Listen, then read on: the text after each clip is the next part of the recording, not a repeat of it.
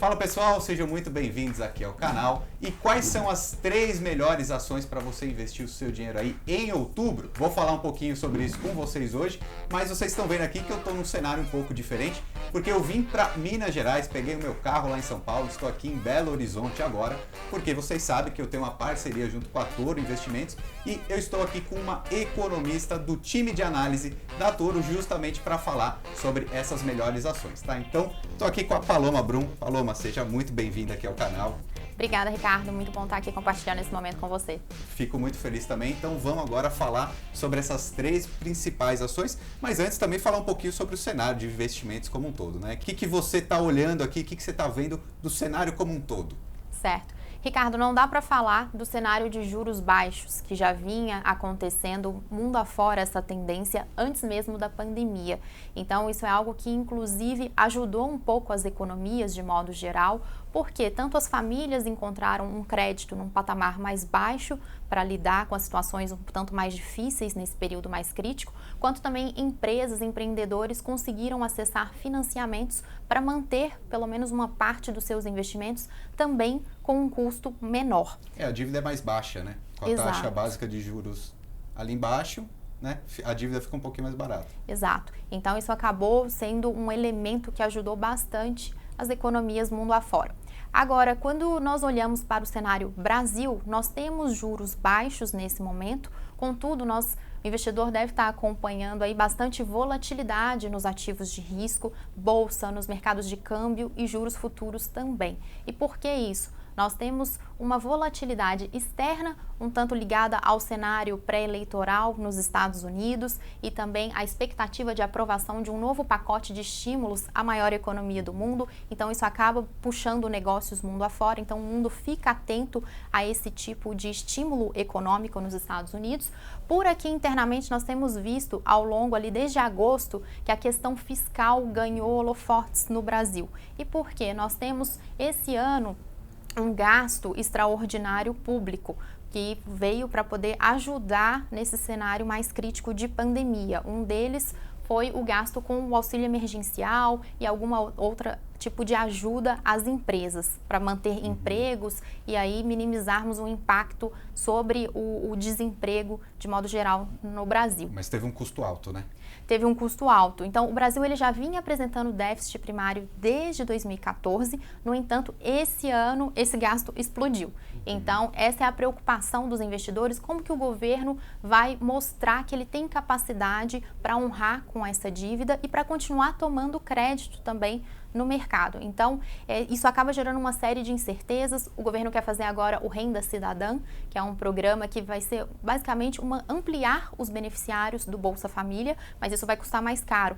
Então, existe uma discussão quais serão as fontes de financiamento que vão fomentar esse tipo de programa, o que ainda não está claro, então gera uma incerteza se vai respeitar o teto de gastos ou não.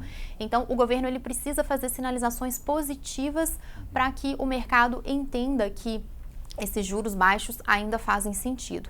Mas, tirando essa perspectiva que isso aí nós vamos ter que acompanhar ao longo do tempo, hoje isso gera muita volatilidade, porque se a gente olha para um governo que está ficando cada vez mais endividado, é natural que os investidores exijam uma taxa de juros maior, prêmios de riscos que ficam embutidos nessas taxas maiores.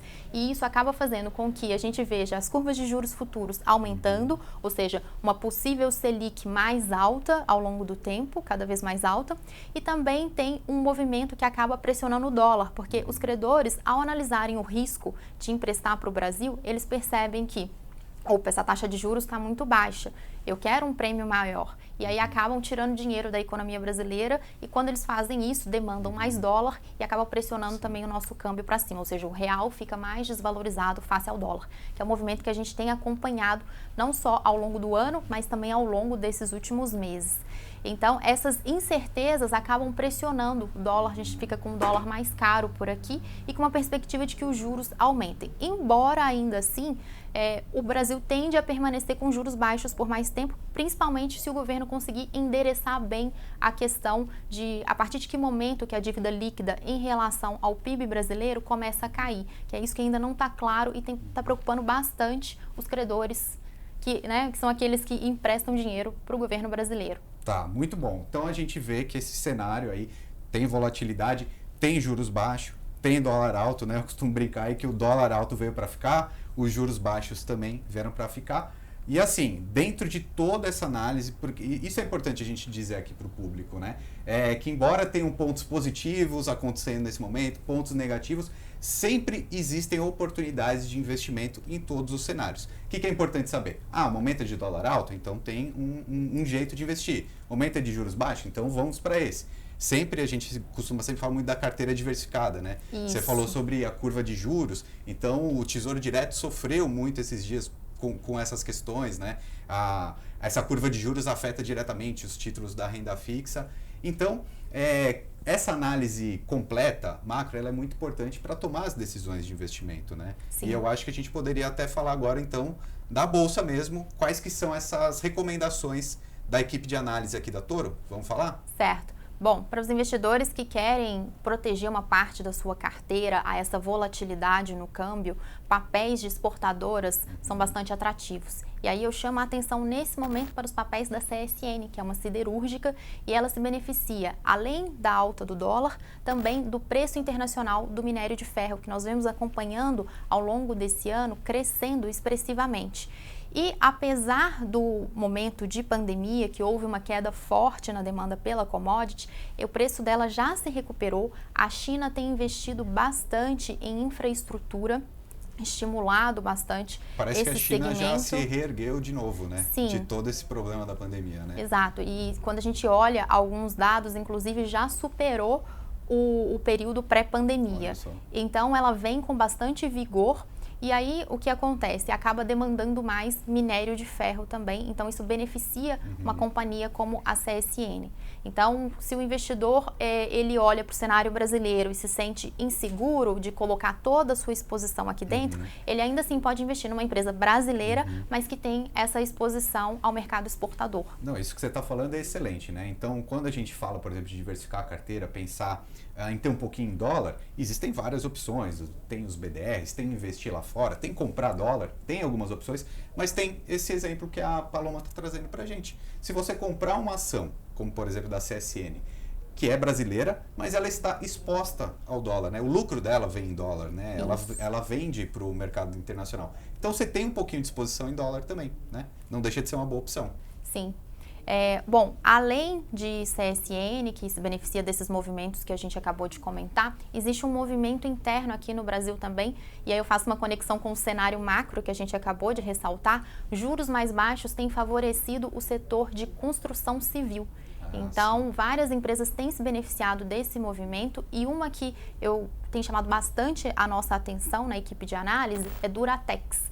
Então, Duratex é uma empresa de materiais para acabamento da construção civil, então muito provavelmente você já viu algum item ali no acabamento de casas, de edifícios, das marcas Deca, Hydra, que são marcas da Duratex também. Então, você tem hoje um cenário muito propício a construção civil de modo geral. Por causa dos juros? Por causa dos juros baixos. Então, é mais barato tomar um financiamento para poder comprar um imóvel. Muita gente, inclusive, aproveitando para comprar a casa própria com contratos com juros mais baixos. Então, isso acabou beneficiando esse segmento de construção civil, apesar desse cenário de pandemia. E como a Duratex fornece justamente o acabamento para essas casas, esses edifícios, então ela se beneficia bastante também com essa demanda mais forte agora do segmento civil. Legal, muito bom. Então, construção civil, mais um setor interessante para ficar de olho, especificamente na Duratex, tá? Então, Paloma, traz para a gente então a terceira ação aqui, a recomendada do mês. Certo. Bom, a terceira recomendada, as pessoas já estão bastante acostumadas com ela, Magazine Luiza. Tá? Não dá para deixar de colocar nessa cesta. Ela tá alta, mas sempre aumenta mais, né? Sim, e por quê? Porque a companhia ela tem mostrado capacidade de aumentar o seu valor futuro ao longo do tempo. Então, Magazine Luiza, além de ser uma varejista com uma forte atuação online, que se beneficiou então nesse cenário de pandemia por já estar preparada para atender o cliente com uma experiência muito boa no e-commerce, ela também tende a se beneficiar do movimento que ela fez no segmento de tecnologia. Então, cada vez mais ela tem se tornado uma empresa de tecnologia, fornecendo sistemas para que outras empresas, pequenos e médios varejistas, possam também vender online, oferecendo uma experiência boa. E aí, outra fonte de valor futuro que nós vemos na Magazine Luiza é em relação às aquisições estratégicas que ela tem feito. Nós vemos várias na mídia ao longo do tempo, então ela tem feito aquisições, inclusive tem pleiteado possivelmente o interesse em comprar os Correios ou uma parte deles, ou seja, para melhorar ainda mais a sua capacidade logística. E a Magazine Luiza agora tende a se beneficiar também da reabertura que está acontecendo das lojas físicas. Então, uma demanda que ficou mais represada, daquele consumidor que gosta mais de ir à loja, ver o produto, essa demanda agora ela também tende a beneficiar a Magazine Luiza. Então, quando a gente olha diversas frentes num negócio que já gera bastante valor, mas que pode gerar ainda mais, nós vemos bastante valor ainda para os papéis de Magazine Luiza. Legal, muito bom, excelente. E detalhe importante, hein? Eu vou deixar um link aqui na descrição que tem mais algumas ações que o pessoal da Toro gosta, né? Inclusive, quem é cliente, quem é assinante ali da Toro, quem tem conta nessa corretora, recebe essas notícias aí mensalmente, essas recomendações. Então, vou deixar o link aqui embaixo também para vocês conhecerem um pouquinho mais do trabalho da Toro e de todos os analistas lá. Paloma, excelente, gostei muito da sua presença. Se você gostou, deixa aí nos comentários também, que a Paloma volta aqui para falar com a gente. Com certeza, muito bacana, Ricardo. Tenham todos um excelente dia. Obrigado, gente. Um abraço e até mais.